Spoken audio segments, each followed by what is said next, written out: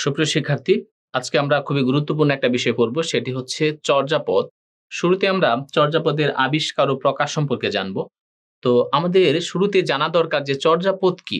আসলে সহজ করে যদি বলি, চর্যাপদ আসলে মূলত হচ্ছে গানের সংকলন। এটা হচ্ছে যে প্রাচীন যুগের একমাত্র সাহিত্য নিদর্শন বা বাংলা সাহিত্যের ১ম সাহিত্য নিদর্শন এবং এটিকে যদি আমরা আধুনিক সময়ে মাত্রা বিশ্লেষণ করি তাহলে এটি মাত্রাবৃত্ত ছন্দে রচিত।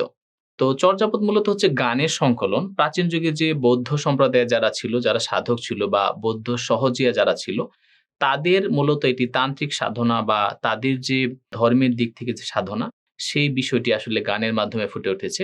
এবং আমরা জানি যে প্রাচীন যুগে সাহিত্যের বৈশিষ্ট্য ছিল কিন্তু অনেকটা ব্যক্তিপ্রধান এবং মধ্যযুগের সাহিত্যের বিষয় ছিল ধর্মপ্রধান এবং আধুনিক যুগের সাহিত্যের বিষয় হচ্ছে মানব প্রধান বা মানবের জয়-জয়কার। তো আমরা একটু শুরু করি। এই যে প্রাচীন যুগের যে সাহিত্য নিদর্শন চর্যাপদ, এটির আবিষ্কার এবং প্রকাশ সম্পর্কে জানবো।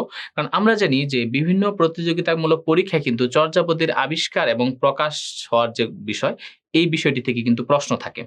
এখন প্রশ্ন হচ্ছে যে আমরা যেহেতু জানলাম যে চর্যাপদ আসলে এটি মূলত গানের সংকলন, এটি কারা রচনা করেছেন? এটি রচনা করেছেন বৌদ্ধ সহজিয়াগণ এবং এই যে যারা এই পদগুলো রচনা করেছে, এটি কিন্তু পরবর্তীতে নেপালে পাওয়া গিয়েছে। আমরা যদি একটু দেখি যে ১৯০৭ সালে মহোমোপাধ্যায় হরপ্রসাদ শাস্ত্রী উনি এটা নেপালের রাজদরবারের যে লাইব্রেরি ছিল, আমরা জানি প্রত্যেকটা রাজদরবারেরই কিন্তু একটা লাইব্রেরি থাকে। তো সেটার নাম ছিল হচ্ছে রয়্যাল লাইব্রেরি। এই রয়্যাল লাইব্রেরি থেকে কিন্তু এই চর্যাপদ আবিষ্কার করেন। তো এই সময় কিন্তু শুধু চর্যাপদ যে আবিষ্কার করেন তা না, এটার সাথে আরো কয়েকটি পুঁথি আবিষ্কার করে। আমরা একটু যদি দেখি, একটি হচ্ছে সরহপাদের দোহা, একটি হচ্ছে কান্নপাদের দোহা এবং আরেকটির নাম হচ্ছে ডাকানো।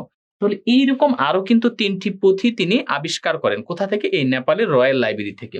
এবং এই ৩ টি পুঁথি আবিষ্কার করে পরবর্তীতে আমরা জানি যে ১৯১৬ সালে এটি বঙ্গীয় সাহিত্য পরিষদ থেকে হরপ্রসাদ শাস্ত্রীর সম্পাদনায় এটি কিন্তু হাজার বছরের পুরাণ বাংলা ভাষায় বৌদ্ধ জ্ঞান দোহা এই নামে কিন্তু প্রকাশিত হয়। তাহলে আমরা যেটি জানলাম সেটি হচ্ছে যে চর্যাপদ এটি মাত্রাবৃত্ত ছন্দে রচিত আধুনিক যুগের মাত্রা বিশ্লেষণে এবং এটি মূলত গানের সংকলন এবং এটি রচনাকারী হচ্ছে যারা, তারা মূলত বৌদ্ধ সহজিয়া যারা, তারা হচ্ছে এটা রচনাকারী। আর এই যে চর্যাপদ বা প্রাচীন যুগের যে সাহিত্য, সেটির বৈশিষ্ট্য ছিল মূলত ব্যক্তি প্রধান এবং এই চর্যাপদটি আবিষ্কার করেন হরপ্রসাদ শাস্ত্রী নেপালের রাজদরবারের রয়্যাল লাইব্রেরি থেকে ১৯০৭ সালে এবং পরবর্তীতে ১৯১৬ সালে এটি বঙ্গীয় সাহিত্য পরিষদ থেকে তারই সম্পাদনায় এটি প্রকাশিত হয় এবং এটির সাথে আরো ৩ টি পুঁথি উনি আবিষ্কার করেন, যেটি আমরা দেখলাম সরহপাদের দোহা, কান্নপাদের দোহা এবং ডাকানো।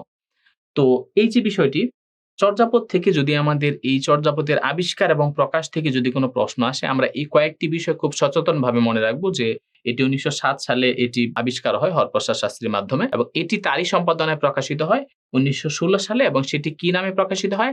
হাজার বছরের পুরাণ বাংলা ভাষায় বৌদ্ধ গান ও দোহা। আমরা যদি এই কয়েকটি বিষয় একটু গুরুত্ব দিয়ে মনে রাখি তাহলে এখান থেকে যেকোনো প্রশ্ন আসলে কিন্তু আমরা খুব সহজেই উত্তর দিতে পারবো।